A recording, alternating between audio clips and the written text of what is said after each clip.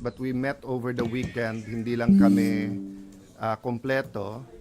We all agreed naman na in accordance with the Constitution and the rules of the Senate, dalawa ang priority parate, di ba? Organization of the Senate. And so the committees naman na hindi controversial na pwede na naming basahin. And then to go to straight to refer the articles of impeachment to the Committee on Rules, which will report out right away, and then mag-convene na yung impeachment court. So that's the plan. Having said that, there are 24 senators. Some have already manifested to you their intent to bring up other matters which are most welcome. If ako tatanungin, I'd rather tapusin muna yung dalawang yon dahil precisely, hindi pwede namang sobrang daming priorities. We have to prioritize. So, when I say organizing the Senate, that's the committees, of course, any move to change the leadership is also a priority. That's the prerogative of anyone, anytime.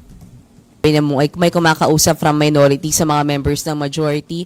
How stable is your majority block? May mga nagpaalam na po ba sa inyong lilipat sa kabila? As of last night and as of yung sa group namin a few minutes ago, it's more all rumors. Pero hindi nagbago yung sinabi ko sa inyo. There were meetings that took place, calls from both sides. May enticement, may pananakot. To be fair, it's not all willing and dealing. May appeal to the country, appeal to ganito, ganyan, etc. So, but as I said dun sa ating bishops at pastors who prayed for the nation today dito sa Senate, yung attack on the Senate started naman in 2023, di ba? Nung gusto nilang i-abolish ang Senate. And I really believe that the events in the last few months was also intentional na ma-weaken ang Senate because bubuhayin yung constitutional change, except this time around, regional Senate ang gusto nila. But to do that, siguro, part of the enticement is that may term extension, and then yun nga, regional Senate.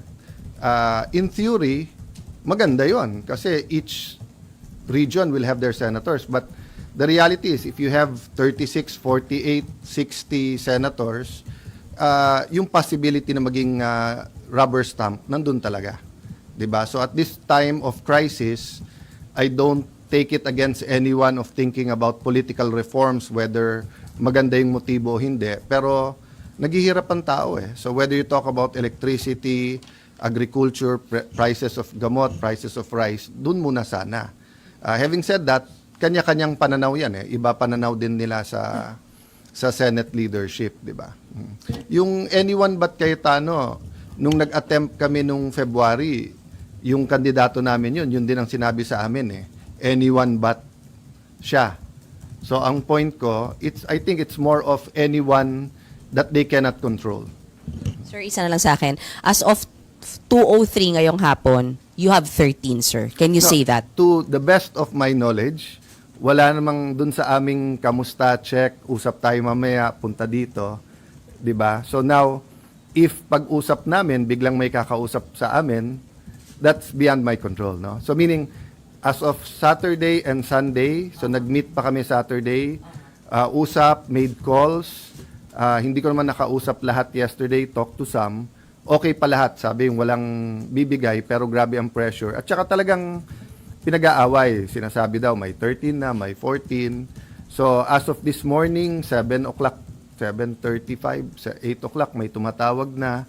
So okay na, wala namang hindi sumasagot sa chat groups at sa communication namin, di ba? Having said that, if may palitan naman, it would be smart naman to tell us in the last minute. And so it would be smart to tell in the last minute, and I won't take it against them, di ba? So simple lang yan.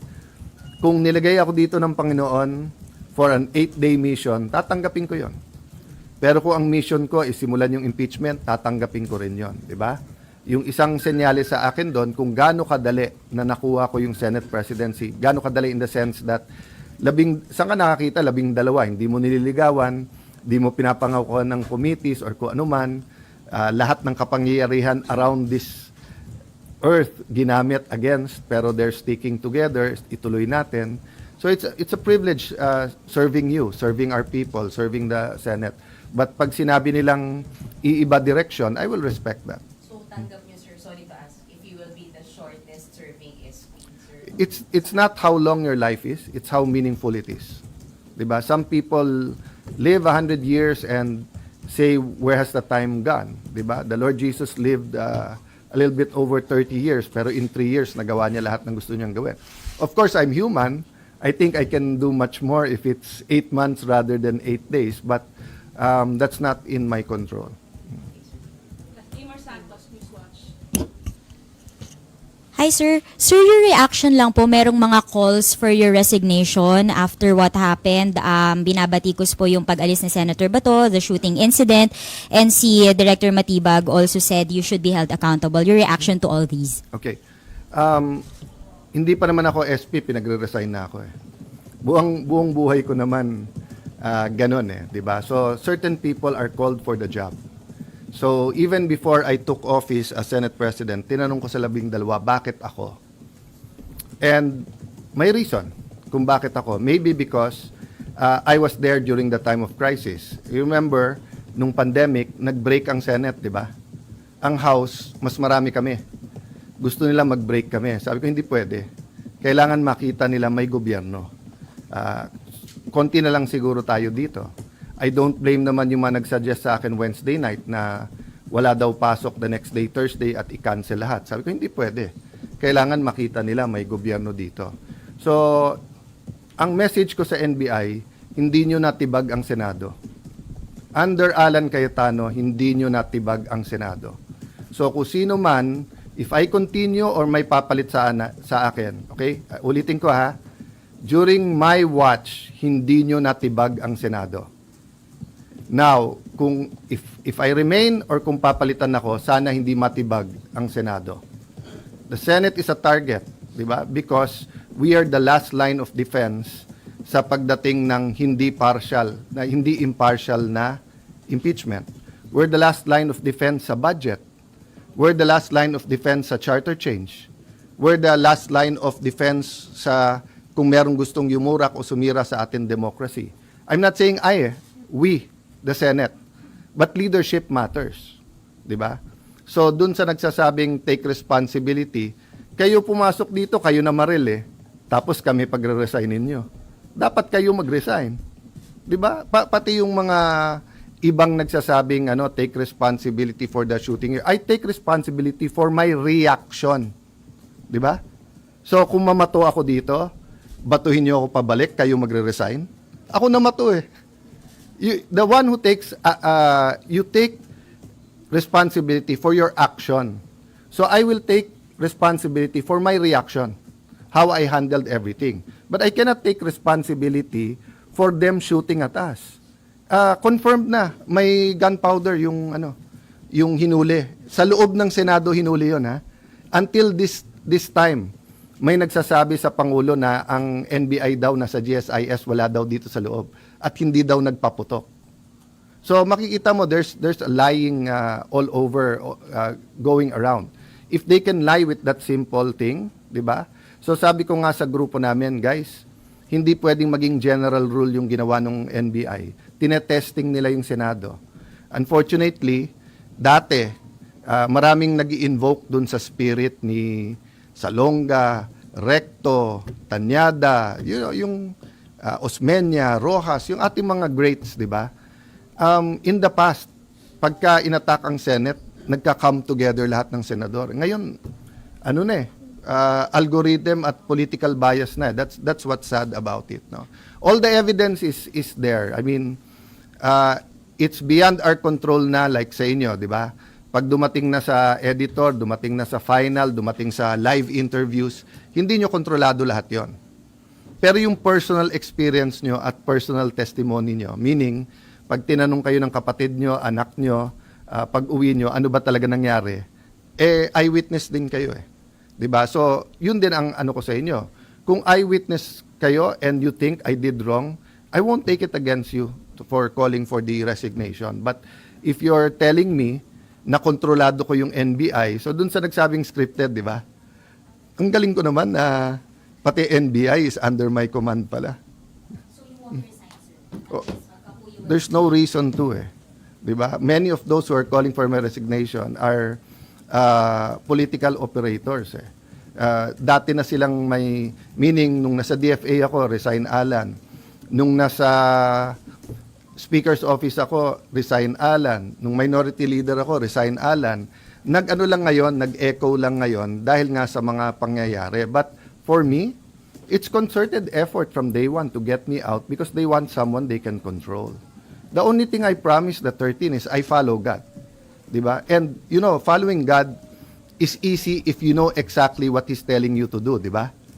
Pero if you have 5 decisions to make and all of them are godly decisions, hindi madali mag-discern na ano ba dapat gawin. So, for example, as long as I tell the truth, that's godly, di ba?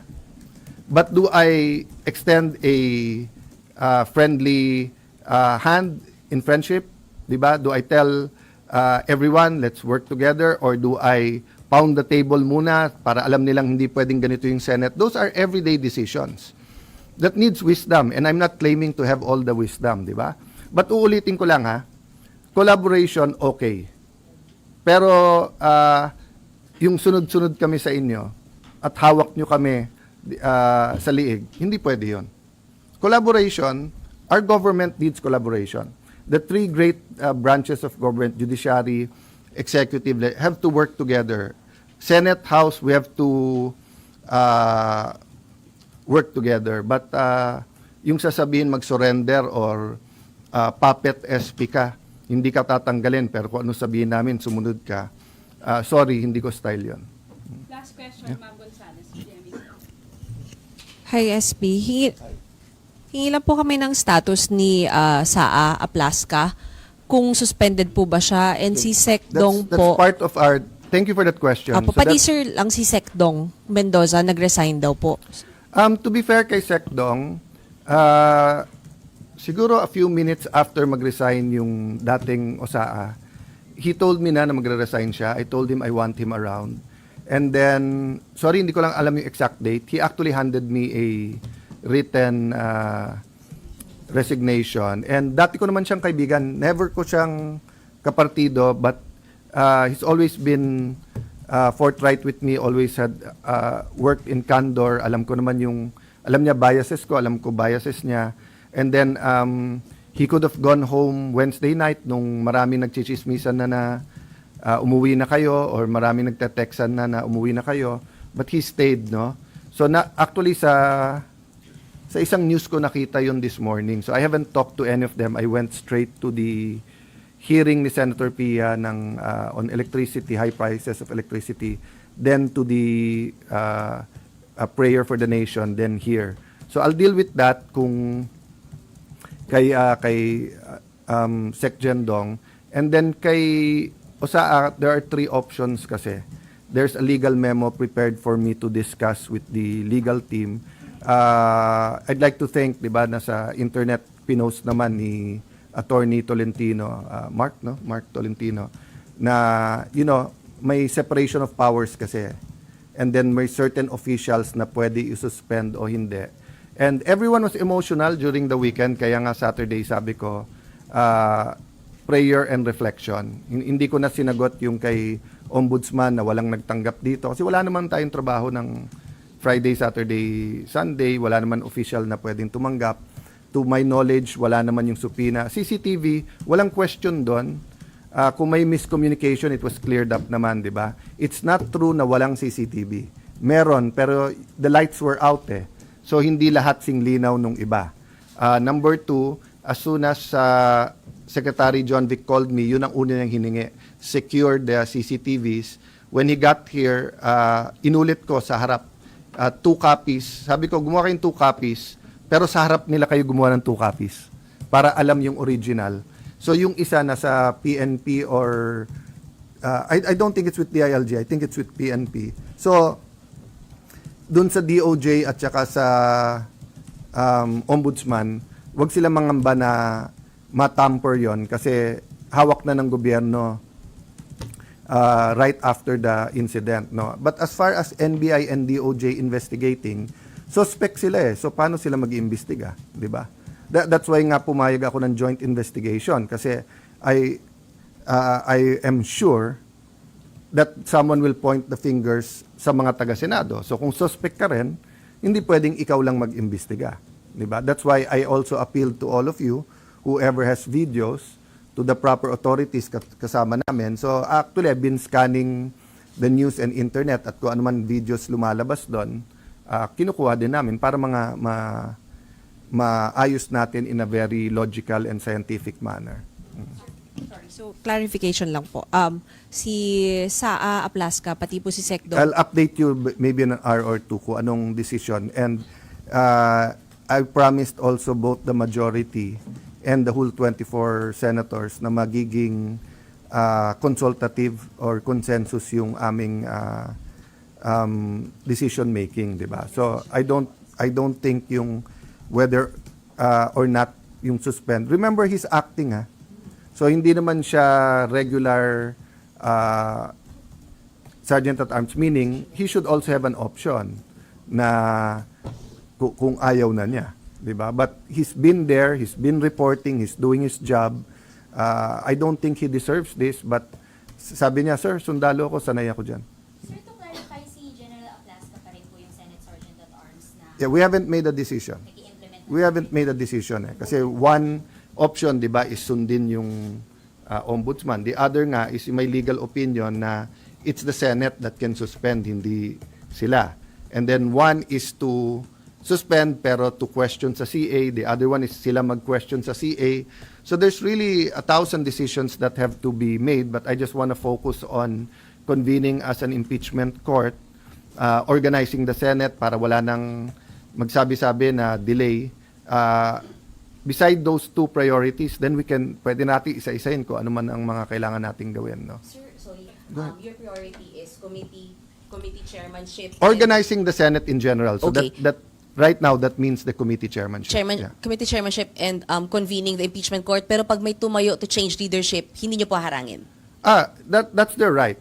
But priorities are priorities, di ba? So kahit may tumayo Di po, ba sila naman nagsasabi before or kakampi nila kung hindi sila na di-delay namin yung impeachment. So kung gusto nilang i-delay nila. I've been in the Senate long enough na kahit majority ka, kung gusto mo talagang i-delay, maraming pwedeng gawin eh. 'Di ba? Sabay-sabay lang kayo tumayo, madi-delay mo. But I'm expecting a very naman decent and honorable exchange mamaya. 'Di ba? there will be moves. Sorry sir, isa na lang. Yes, If there ma'am. will be a move for a change of leadership, ipopush nyo na Priority mag-convene yun. muna. Hindi. If there's a move to change leadership, priority yun.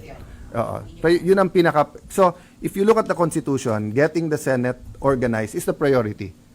Kasi how can you even convene the court if you're not organized? How can you have hearings if you're not organized? After organization, ano yung mga constitutional mandates? Siyempre, mandate to make laws, pero everyday yon.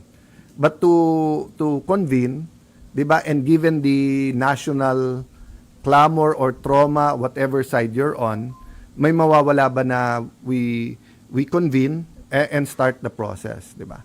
Okay. Thank you, everyone.